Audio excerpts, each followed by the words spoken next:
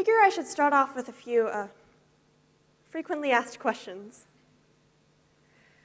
What are you wearing? This question is asked by people who need to brush up on their terminology. In case you're wondering, it's this thing, see, it's called a shirt that people put on their bodies. The next question I get is, no, why are you wearing that? To these people, very much the same answer. I am wearing this shirt so that I don't get arrested for public nudity. The final question I get is, why are you wearing that shirt? I am wearing this shirt because I have a mental disorder. Of course, you already knew I was different. Or at least you suspected I was different. You see, the moment I walked onto this stage, you started to form an opinion about the way I look, my fashion choices. Your reaction may have ranged from, wow, that's a big shirt, to that shirt is a crime against nature. But the way I look today is not a choice. It's not an image of myself I like to project because you see unusual or weird, and I know that. I've heard it before in so many questions, seen it before in so many faces, but you know what? I am unusual and weird, and I'm tired of pretending that there's nothing wrong with me. Why am I up here today? To answer your questions. I'm doing that because this month is a very special month of a very special year. This May of 2015 is my 4th year anniversary since I got my brain rewired, since I visited my first counselor outside of the principal's office. It's the 4th year since I started getting medicated for the illness in my mind. And this year is also special, since it's the first year that I'm talking about it. Why am I wearing that shirt? Usually I give just one reason, but this time I'm feeling generous. I'm gonna give you 4. Anxiety, obsessive compulsive disorder, sensory processing disorder, depression, some suicidal thoughts. 4 reasons, 4 conditions, 4 mental disorders. None of these afflictions are so easily remedied. They're not a broken arm I can cast or even a faulty kidney I can cut out. Though still physical, all of these afflictions, no matter how real or how devastating an impact they make on my life, at the end of the day, they're all inside my head. Oh, that sounds so terrible. What's it like living with a mental disorder? Is a question I've never once been asked, ever. Do you remember being on the beach as a little kid? Do you remember the feeling? Salty sea breeze, miles of powdery white sand, glittering ocean as far as the eye can see. And because you're little, you start playing in the sand, and maybe you'll run your fingers through it, trace a circle around yourself, lines in the sand. Now imagine you can't leave that circle. Let me repeat, that circle that you just drew. And this stretch of surf is yours, miles and miles of freedom, of space, and you're trapped in this little circle. And to make it even better, you're surrounded by family, friends, doctors, teachers, cheering you on, telling you, you can do it, you can scuff out that line.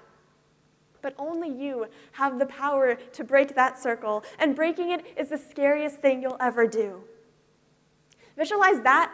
That's the feeling, because that circle is your disorder, and that surf is your brain. And mental disorders prevent you from using your brain to the extent of its capacity. They prevent you from engaging in so many vital experiences like roller coasters, which are not vital experiences. But just think of that shiny new roller coaster that enthralls everyone, but terrifies you because of severe anxiety that everyone else just thinks of as a fear of heights.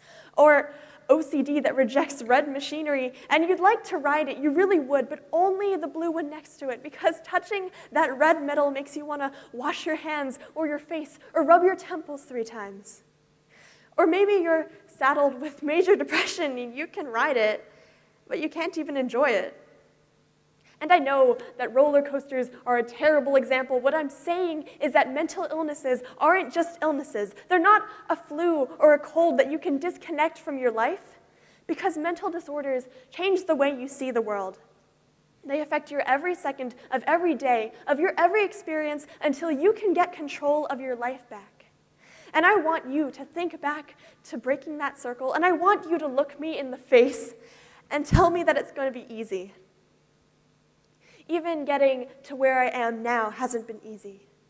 Why are you wearing that shirt, Paige? Well, if you want to know, it started 4 years ago. That's usually where I leave off, though I've long since stopped keeping my disorder a secret. In case you haven't noticed, the effects can be pretty obvious. The truth is, I don't know how it started, or even when.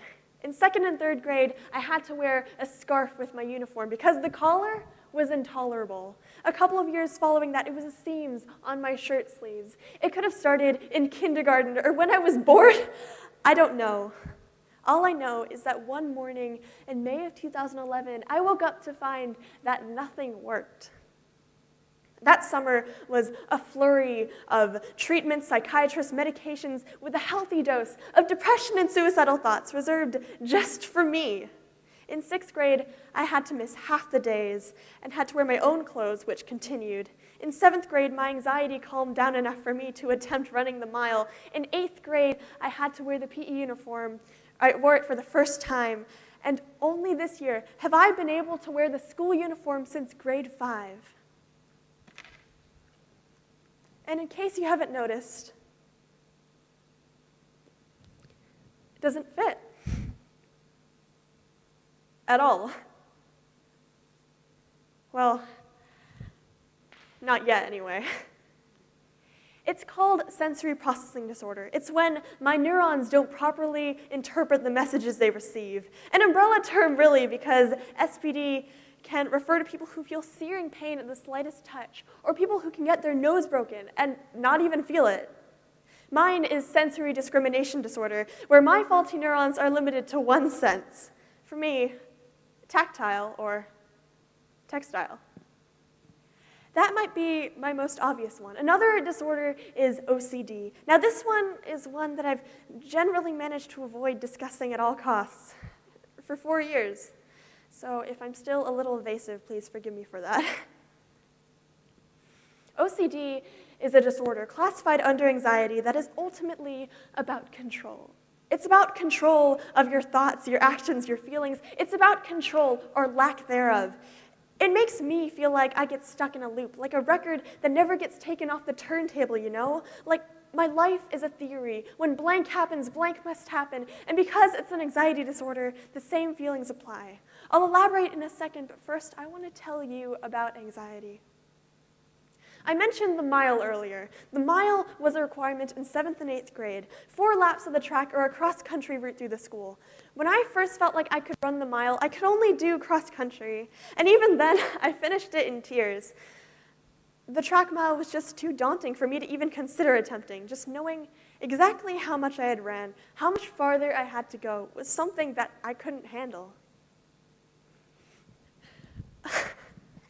For those of you who've had the luxury of never dealing with severe anxiety, the feeling of anxiety is essentially a fear response in everyday situations. It's like a creeping sensation of fear, like you know that something's wrong, something's dangerous, and you need to leave, and the longer you stay, the feeling worsens, until your mind is telling you, you need to get out right now, or you'll explode.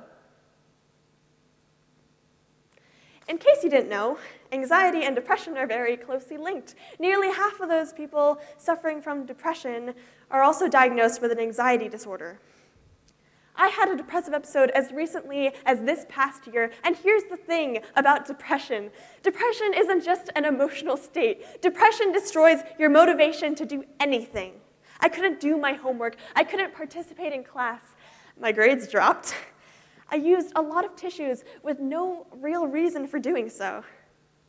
Fortunately, because I'm a girl, my turmoil could easily be written off as it's her time of the month, which not only puts me in the hospital hospital for anemia, because that went on for a lot longer than a week, but it's also unbelievably offensive. Sure, girls can be hormonal around their periods, but when you immediately dismiss depression as menstruation, the only one that's acting irrational is you. No, actually, you'd be right if you said it was hormones, because the way that the female body is structured makes us 70% more likely to experience depression than men. There's a sort of not me reaction that I like to call impersonal judgmental syndrome. I'm not really sure what the purpose of it is. My best guess is it's some sort of unconsciously employed anti-empathy tactic. People are starving is followed by somewhere else. Because this syndrome, it's really about distance. It's about away from me. I feel for you, I do. I just don't want to be you, which is a perfectly valid point of view.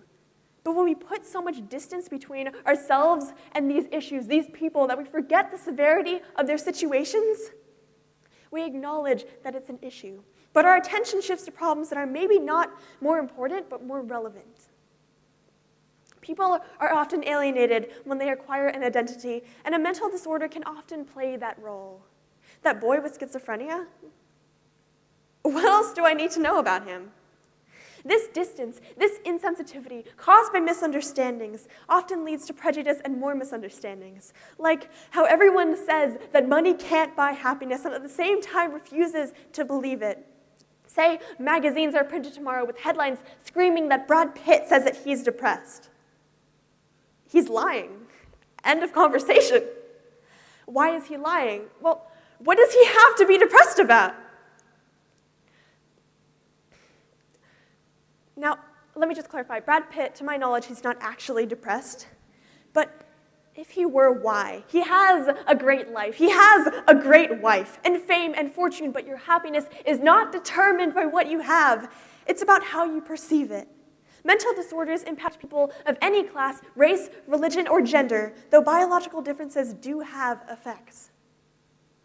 Another reason for insensitivity is that they can not be very obvious. Say, looking at me, you might not have immediately suspected that I had a mental disorder. Maybe I just looked really weird. It is a sad truth of life that looking at someone does not give you immediate insight as to what's in their head, which is pretty, a lot of people are very relieved because of that, but it can be very annoying when your condition is assumed as not legitimate because of lack of visual proof. This is one difference between mental and physical afflictions. With the more superficially physical, everyone knows instantly, which can be an alienator but yields instant sympathy. But with those mental, you can call in sick to work. But if you try to explain to your boss that you can't come into work today because of anxiety so bad that you can't get out of bed, that's when you're out of a job. Another reason people are insensitive is that they don't want to understand. That impersonal judgmental syndrome, that not me reaction, is why prejudices arise. Because to a degree, these people have isolated themselves so far from others' suffering that they simply don't care. So for those of you under the impression that my story is unusual or even rare, let me just, let's go back to me. Anxiety, obsessive compulsive disorder, sensory processing disorder, depression, suicidal thoughts. The Anxiety and Depression Association of America reports that 18% of American adults are diagnosed with an anxiety disorder every year, and they are among the most prevalent of mental disorders. 1 in 100 Americans has OCD. The Sensory Therapies and Research Center states that 1 in 20 to 1 in 6 children exhibit symptoms of SPD. The National Institute of Mental Health states that 6.7% of Americans go through major depressive disorder every year. As for suicides, 38,000 American lives are lost to suicide every year, more deaths caused by suicide than homicide. And in case these statistics still aren't enough for you, take a look at who's to your left and right. Count 4 people, including yourself. Statistically, of the 4 of you, 1 person seated has a mental disorder. 1 of every 4 people, excluding adolescents, has at least one disorder, as said by statistics taken by the Kim Foundation in the US and the World Health Organization in the European Union. My point is that mental disorders are extremely prevalent, and keeping this issue locked away is doing nothing for nobody. And they shouldn't even be that much of a taboo. I consider myself pretty intelligent, if I may say so myself, pretty fun-loving. I think I'm still able to have a good time. And what I'm saying is that people with the mental disorder are still able to function in society. It just doesn't mean we're not suffering. That we're able to continue is a mark of our strength, actually. Does change need to happen? Are my points even valid? If I'm exaggerating society's response to the mentally ill, tell me that you could tell that 1 in 4 people had a mental disorder, that we're not being kept silent. Why is therapist a dirty word? Why are you wearing that shirt, Paige? Because it's taken me 4 years to answer that question. And maybe that's why I'm up here today, because people don't understand that every human being on this planet is entitled to negative emotions, because people don't understand that for all the distance they put between themselves and others, this planet is just too small, and that's really what this speech is about. Because honestly, I don't mind genuine curiosity. I don't mind getting those questions when they're not malicious, which they generally aren't, but explaining to you why my shirt's so big. That's all I want, because I don't want your sympathy. I don't want your I knows when you really don't.